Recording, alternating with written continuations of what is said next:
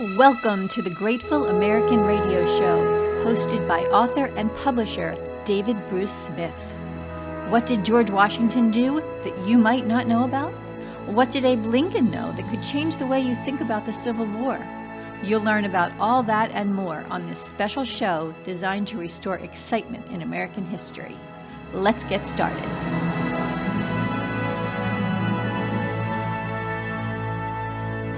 Hello and welcome to the Grateful American TV show. This is an interactive multimedia project dedicated to restoring enthusiasm in American history for kids and adults.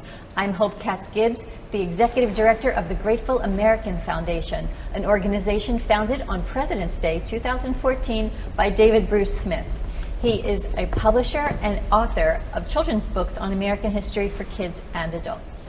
Bringing visitors to the hallowed ground where the founding fathers and mothers made history is the focus of the Grateful American series. And here at the New York Historical Society, the focus is on hallowed objects, according to Dr. Louise Mirrer, who joined the organization in June 2004. Under her guidance, New York Historical is reinvigorating its commitment to foster greater public understanding of history and its impact on the world today. Under Dr. Mirrer's direction, the New York Historical Society is launching groundbreaking exhibits, including Slavery in New York, as well as the French founding father, Lafayette's return to Washington's America, and World War II and New York City, as well as an array of intellectually engaging lectures, debates, and family programs that go on every week. Dr. Mirrer is also inaugurating the Saturday Academy, an American history enhancement program for high school students, and a new graduate institute on constitutional history. Prior to joining the New York Historical Society, Dr. Mirrer was the City University of New York's Executive Vice Chancellor for Academic Affairs. There she spearheaded the U.S. History Initiative, which strengthened the university's American history curriculum through faculty development, online course materials, and increased enrollment in American history courses. All very impressive accomplishments. So now we get a tour of this amazing facility. Louise, it's so nice to have you here today. As you might remember, my father considered himself a grateful American. And when you spoke with him, he said that he was particularly interested in sites, historic sites, that had hallowed ground, like Gettysburg. But you told him that the New York Historical Society had hallowed objects. Can you elaborate on that? Absolutely. First, let me say that I'm delighted to be here with you today. This gives me a great opportunity to talk about this fabulous institution and its great history. I would say that your father, Robert H. Smith, was a tremendous inspiration to me in better positioning this institution's message, because he did say, as a matter of fact, that hallowed ground was his interest. He liked supporting institutions that could be linked very physically to a founder. And of course, New York, as your father knew better than anyone else, not simply because he spent part of his early years here, but also because he was a builder, and he knew about New York's great history of tearing down everything that he had built in order to build the city back up again. So we have very little hallowed ground in this city, but we do have a lot of hallowed objects, and most of them are here at the New York Historical Society. So in thinking about how we would reinvent ourselves, reimagine ourselves as New York's great destination for history, your father actually provoked us to think about how to substitute the goods, the hallowed objects, for what we lacked, which was the hallowed ground. So when people touch or see the hallowed objects, do you think they have as much of a sensory and physical experience as, say, walking through a Monticello or a Mount Vernon or at Lincoln Cottage? Does it affect them emotionally? There could be nothing more evocative of the kind of reaction, the kind of emotional excitement, that kind of reaction that people have to a hallowed object than right where we're standing now, which is in front of George Washington's armchair, the very seat that he sat in when he was inaugurated as the nation's first president in New York. When people see that object, they they get goosebumps. They get the same feeling that I've had over the last decade, which is that is really the seat of our nation. That's where George Washington founded the United States in a very real sense. And it is not at all dissimilar to the feeling one gets when one goes to Mount Vernon and understands where Washington actually had his home. So we're here today in the Robert and Clarice Smith New York Gallery of American History.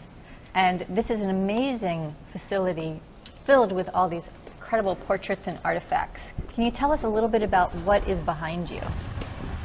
Yes, on the wall behind me, to my right and to my left, is really the story of the making of New York as we understand it to be today. New York was an occupied city during the entire length, virtually the entire length of the American Revolution. And we begin with a tale, a physical tale, from the horse of King George III. Now, that was part of a statue that used to stand in Bowling Green in Lower Manhattan. And when the Declaration of Independence was read out by the revolutionaries on July 4th, 1776, the statue was knocked down. And the only piece of the statue that actually remains is the tail of King George III's horse. And we have it in our collection. So that's really where the story begins. And what we've done is we've organized our narrative of New York's making into several sequences. So we begin with occupied British New York, and we move forward to tell the story of the various protagonists who actually took New York from an occupied city during the Revolution to its prosperity today. One of the most important artifacts that we have in our collection is actually the chair that George Washington sat in when he was inaugurated as the nation's first president. It's an incredible piece of furniture, though it looks rather plain and unprepossessing. It was the seat, the chair that George Washington sat in when he was inaugurated. And we're very proud of that article because it gives us a connection not only to the father of our country, but also to the importance that New York once had as the nation's capital. Few people know today that New York actually was our nation's first capital and that George Washington was inaugurated here.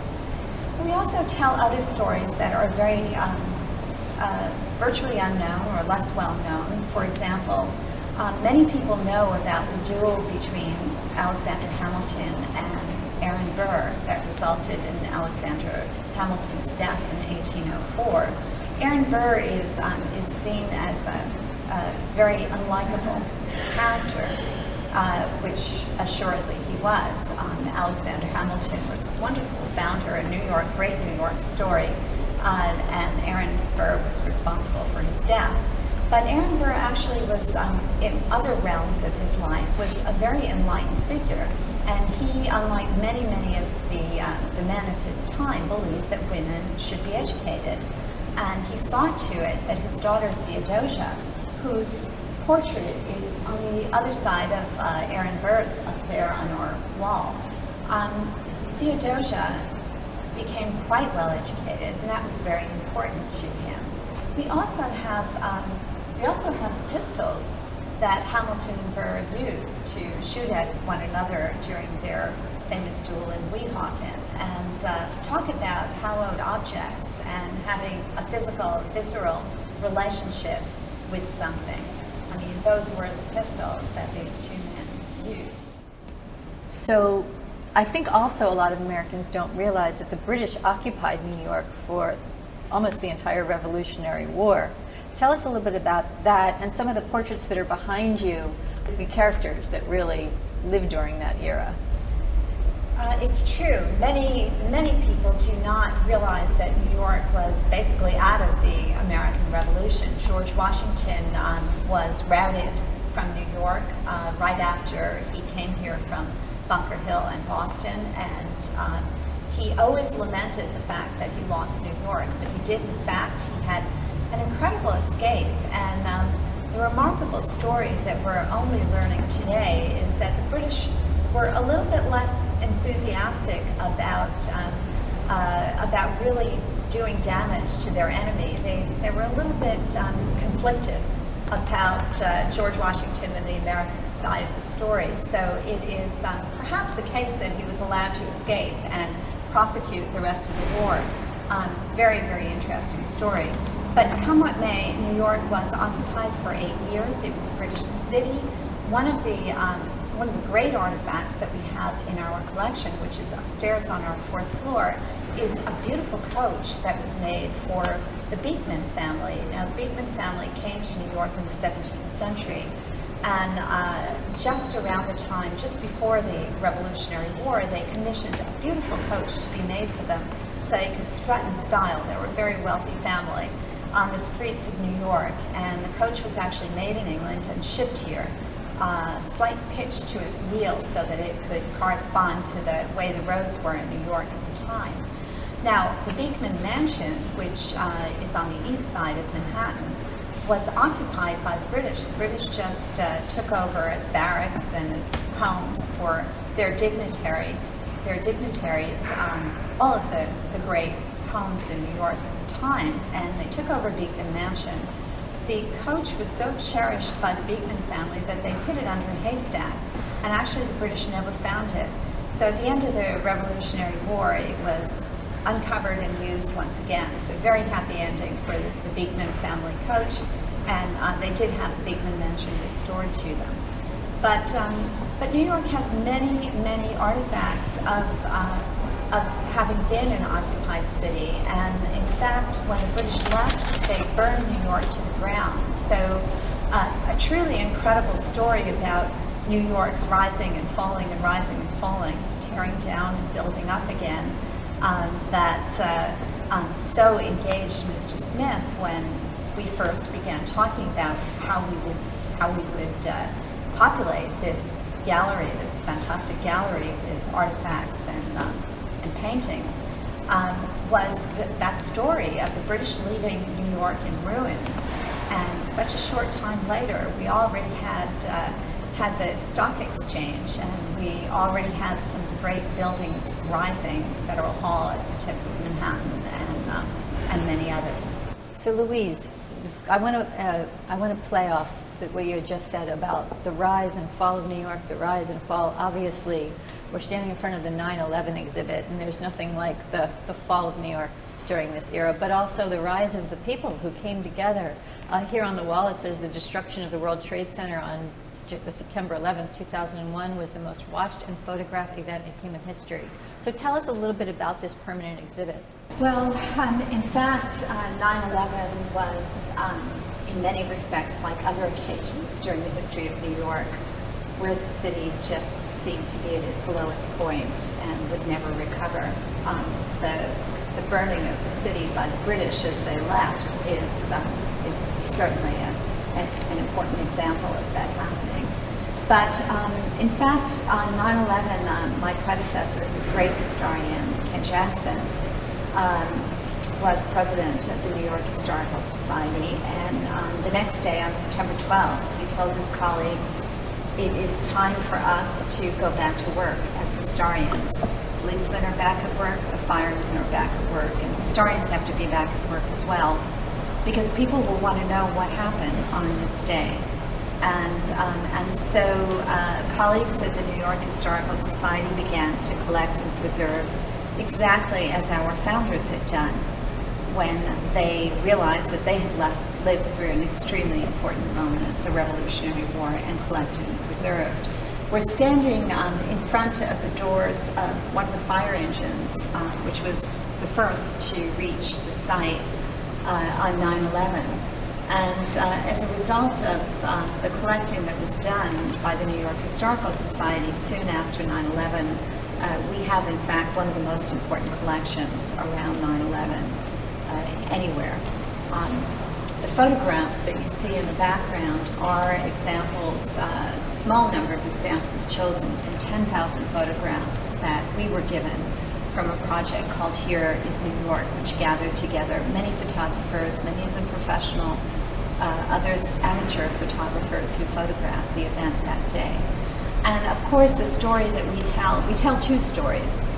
This exhibition is opposite the exhibition that we call New York Rising, which parallels the founding of our institution and the history of New York through our founding. And as New York rises, we see a city taken from the ashes to great prosperity.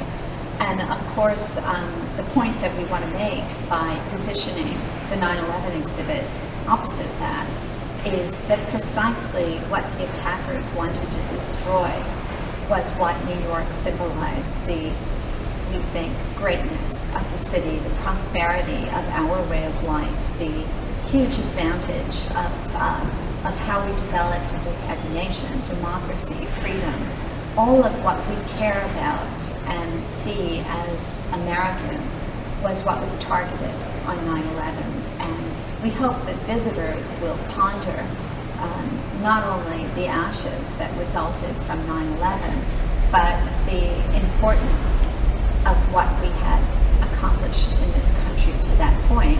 And as you say, the remarkable resilience, not only of the city, but of people who came from all across the nation and from all around the world to help New York recover.